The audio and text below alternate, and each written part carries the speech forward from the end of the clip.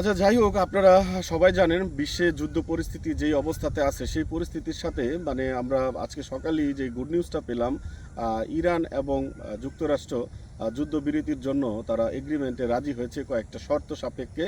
হয়তো 7 দিনের জন্য, হয়তো এটা আরও বড় হতে পারে।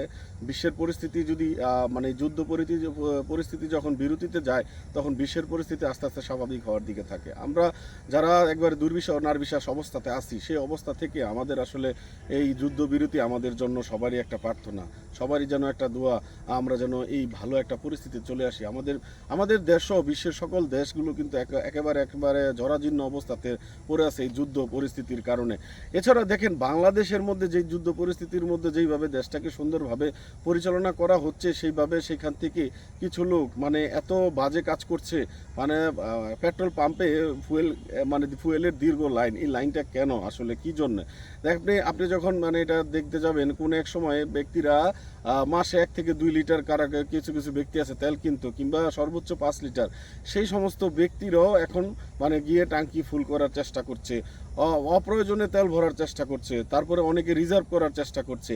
আবার অনেকে কি করছে, পেট্রোল পাম্পে গিয়ে দীর্ঘ লাইন দিয়ে ট্যাঙ্কি ফুল করে, যারা যাত্রী আনা নেওয়া করতো, তারা এই কাজ না করে পেট্রোল পাম্পে গিয়ে তেল নিয়ে রিজার্ভ করে, তারপরে এই তেল পরবর্তীতে তারা অতিরিক্ত মুনাফা দিয়ে বাইরে মানুষের কাছে বিক্রি করছে। কারণ আমাদের মতোই অনেক মানুষ আছে, এই পেট্রোল পাম্পে গিয়ে দীর্ঘ লাইনে দাঁড়িয়ে তেল নেওয়া তাদের জন্য সম্ভব নয়। এজন্য কি করে, তারা অতিরিক্ত অর্থ ব্যয় করে তারা এই লাইন থেকে বাঁচার জন্য এই তেল নেয়।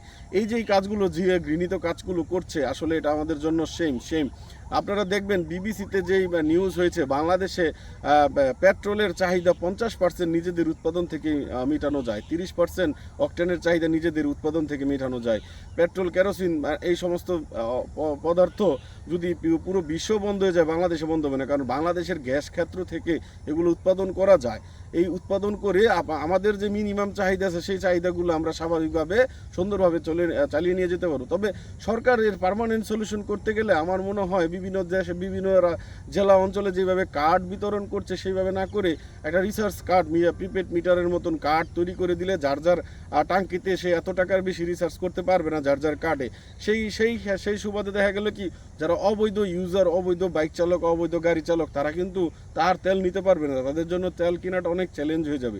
সেজন্য আমি বলবো সবাইকে এইভাবে দ্রুত সময়ের ভিতরে, সরকার যদি পরবর্তীতে কোনো এক সময় আবার যুদ্ধ লাগবে না, এরকম কোনো কিছু বলা যায় না, যদি এই ধরনের পদক্ষেপ নেয়, আমার মনে হয় অসাধু ব্যক্তিরা অতিরিক্ত তেল নেওয়া থেকে তারা কিন্তু একটা ভালো একটা সমাধান করতে পারবেন, তারা কিন্তু তেল নিতে পারবে না। তো আপনারা আমার ভিডিওতে লাইক কমেন্টস করে জানিয়ে দিবেন কেমন লাগলো আজকের ভিডিওটা। ধন্যবাদ সবাইকে, আসসালামু আলাইকুম।